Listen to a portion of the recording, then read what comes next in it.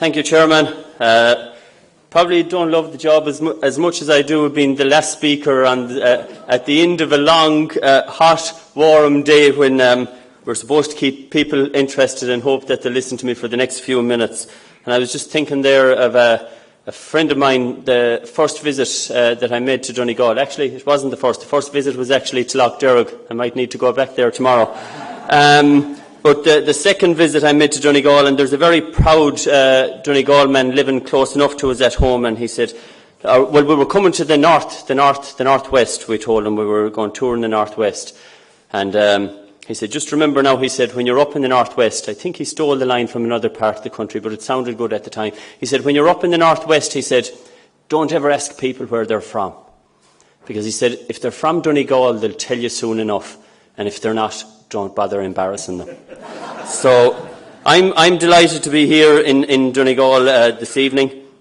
And the worst about being so tall behind some of those jokes is that the notes are very far away from you. And to speak on this very important topic of climate change and to provide some thoughts around the question raised, are we facing up to the challenge of climate change? The session this evening is very timely, and I think that was hinted at already, in light of the announcement today of the climate targets Ireland must reach by 2030. The target for agriculture will be a challenge, but it represents a much more balanced approach than previously applied. And glancing at the preamble earlier on, I wondered had a view already been arrived at before I arrived here at all. I hope not. As many of you will know, agriculture is the backbone of rural Ireland, undertaken in every parish, in every county throughout the country. And I think, I travelled the Glinties a lot here and Donegal a lot during the campaign, and it was noticeable, the spread of agriculture right throughout the county and the importance of it. And it's similar throughout the country, giving employment directly or indirectly to over 300,000 people and reaching exports of €11 billion this year. Currently, farming is faced with many, many challenges. This evening I'm addressing the climate challenge, but for many farmers here in Donegal and indeed around the country, the income crisis is foremost in their minds and in the minds of IFA. With average farm incomes last year of just 26,000 and looking absolutely to be a lot lower than that this year, I think, John, very few farmers will be in a position to be able to pay $21,000 to sail around the world. In addition, the recent vote by the UK has created further economic uncertainty. Farm families are under huge pressure with cash flow and trying to meet the bills, with many farms currently at risk. IFA is demanding action by the government, by banks, by suppliers and processors to ensure that the farming community is supported. A strong agricultural sector is critical to the achievement of a more balanced economic recovery. Agriculture provides employment and generates work throughout the country, with many jobs dependent on the sector. Therefore, it's no real surprise that Ireland's national greenhouse gas emissions reflects huge importance to farmers and the rural countryside. After all, Ireland did not have the industrial revolution experienced in many other member states throughout Europe. This has resulted in a lower proportion of emissions from agriculture in Germany, France and many other countries in the EU. However, as I will discuss later, not all sectors are the same, with agriculture having other obligations in addition to reducing greenhouse gas emissions. Having listened to the previous speakers, I can appreciate their perspectives. However, a quote from Barack Obama springs to mind when he said, "Remember, success is determined by the intersection of policy and politics." Whether some of us here tonight like that fact or not, we cannot address the climate challenge in isolation. Wider policy objectives and societal and political implications must also be considered. This point is accepted in national, European and international climate policy and is worth consideration here also. For example, today's announcement by the European Commission of Ireland's 2030 targets reflected this balanced approach, although, as I said, it will present a major challenge for Irish farmers. Today's target builds on the October 2014 European Heads of Government Energy and Climate Package, which includes a commitment to reduce greenhouse gas emissions by 40% in 2030, compared to where we were in 1990. Importantly, the European Commission sent a clear signal in paragraph 214 on this agreement when it said, when deciding on sectoral plans, regard should be had for the multiple objectives of the agricultural sector as food, fuel and energy producers, as well as environmental enhancement and also the lower climate mitigation of the agricultural sector. Paragraph 214 went on to refer to the need to ensure coherence between EU's food security and climate change objectives and the need to examine the best means of encouraging the sustainable intensification of food production while optimising the sector's contribution to greenhouse gas mitigation and sequestration. That position of the European Union was subsequently reaffirmed by the international leaders in Paris in December of last year, when they met and agreed the successor to the Kyoto Protocol known as the Paris Agreement. Article 2 of that Paris Agreement specifically refers to the need to ensure that production is not threatened when addressing the climate challenge. I am sure that thoughts of food riots of less than a decade ago in the Middle East, food poverty in the developing countries and increased global demand for protein-based foods such as beef and milk informed the Paris discussion. So international climate policy is now at a more settled point where it acknowledges the many responsibilities that agriculture must deliver in addition to making a contribution to addressing the climate change challenge. Ireland has a responsibility to act, and within this context, agriculture has an important role to play while respecting the needs to safeguard food production. National and EU legislation will be an important driver of climate policy. The Climate Action and Low Carbon Development Act introduced last year requires the preparation of sectoral mitigation plans for the agriculture, transport, built environment and electricity generation sectors. These plans are currently being finalised and will be supported by climate adaptation plans to prepare Ireland for future climate challenges. Specifically on agriculture, Ireland is taking a leading role in Europe by targeting European funding through the Common Agricultural Policy to areas that reduce carbon greenhouse gas emissions in the sector. 87% of measures in Ireland's Rural Development Plan have climate-reducing measures. These measures include the Green Low Carbon Agri-Environmental Scheme, better known probably as GLOS.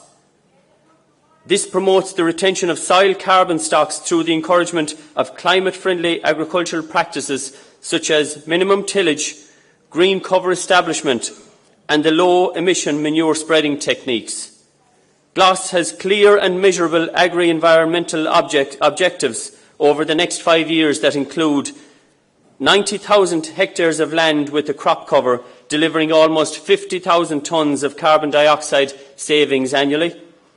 Minimum tillage being used on 30,000 hectares of land, sequestering over 10,000 tonnes of carbon dioxide each year.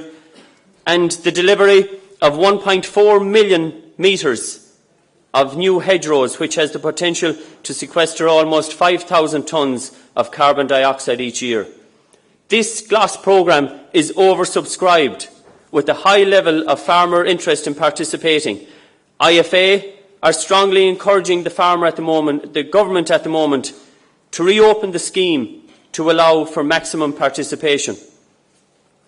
Other programmes include the Beef Data and Genomics Programme, the TAMS, which is the Targeted Agricultural Modernisation Scheme, and these assist farmers to reduce emissions and increase productive efficiency.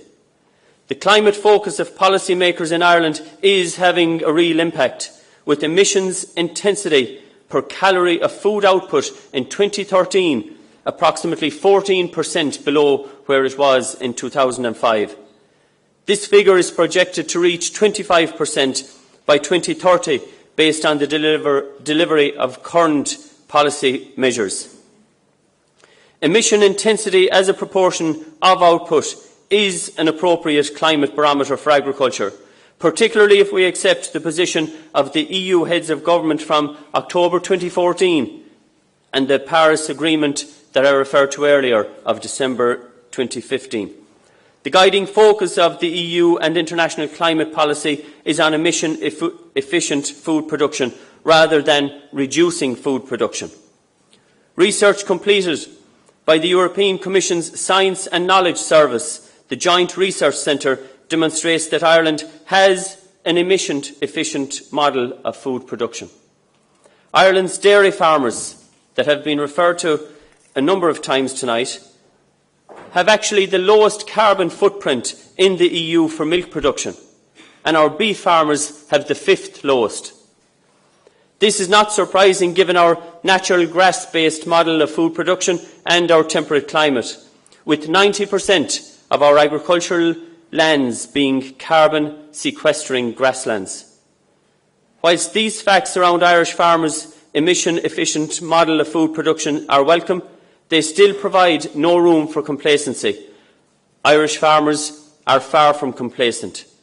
We are clearly going that extra environmental mile. Ireland is the only country in the world that monitors, measures and manages carbon from farm to fork. 90% of our beef exports are now in an audit and carbon footprinting programme, and 100% of our milk production is entering into a carbon auditing cycle. Over 100,000 carbon assessments have been completed on farms to date as part of Borbia's Origin Green programme. This Origin Green programme, which you heard mention of earlier, is the only sustainability programme in the world that operates on a national scale, with collaboration between government, the private sector, food producers and farmers. It enables participants to set and achieve measurable environmental mitigation targets in areas that include carbon, water, energy and biodiversity. In IFA, we are leading a voluntary initiative called Smart Farming. This programme aims to address the dual challenges of improving farm incomes while reducing the environmental impact. The genesis of this initiative came from the findings of the Teagasc Climate Marginal Abatement Cost Curve, that's a mouthful, or MAC as it's better known. This MAC survey quantifies the opportunities for abatement of agricultural greenhouse gases as well as the associated costs and benefits.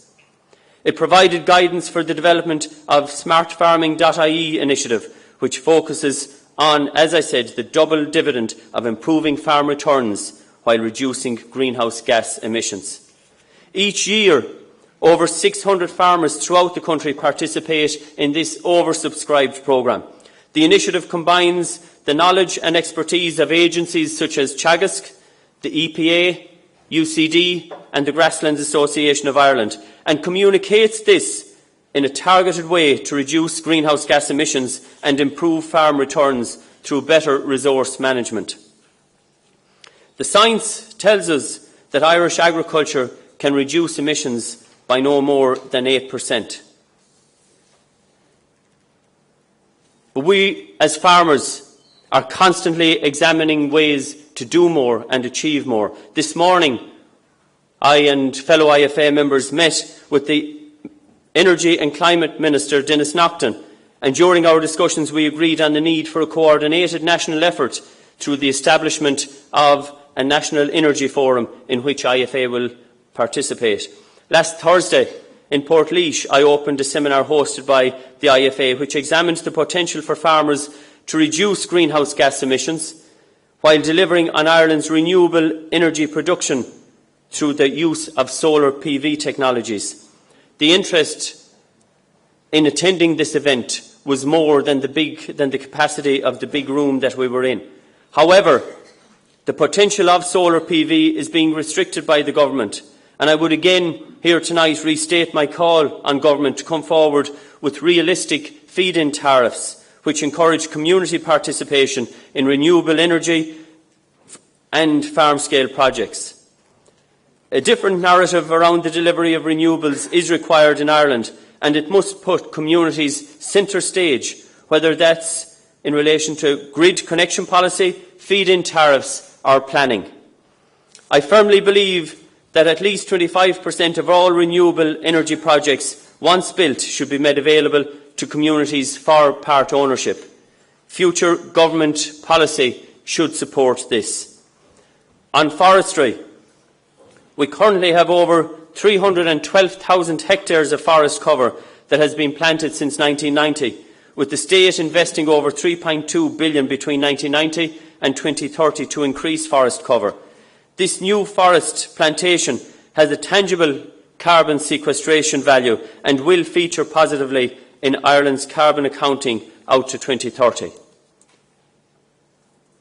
Looking at the list of speakers in the notebook during the week, or the list that we got, I came here expecting to be a bit like a full forward on a team playing a championship match against Donegal and being outnumbered by 3-1. And I suppose in some of your eyes here tonight that may have been the case, but I feel that really, for the most part, we all have similar aims, and that includes the reduction of carbon emissions and facing up to climate challenge. So, ladies and gentlemen, as I draw my comments to a close, the answer to the question posed is a very clear yes. Yes, the agri-food sector is facing up to the challenge of climate change from farm to fork. We have to. Our futures and that of the next generations depend on our sustainability actions today. However, sustainability, while including the environment, also includes economic and social sustainability for farming and the wider rural communities. This, in my view, is what success really looks like, when the policy and political processes intersect to deliver on the multiple objectives of environment, climate, economic and social sustainability. Then we really will have a holistic, sustainable and vibrant future. Thank you very much.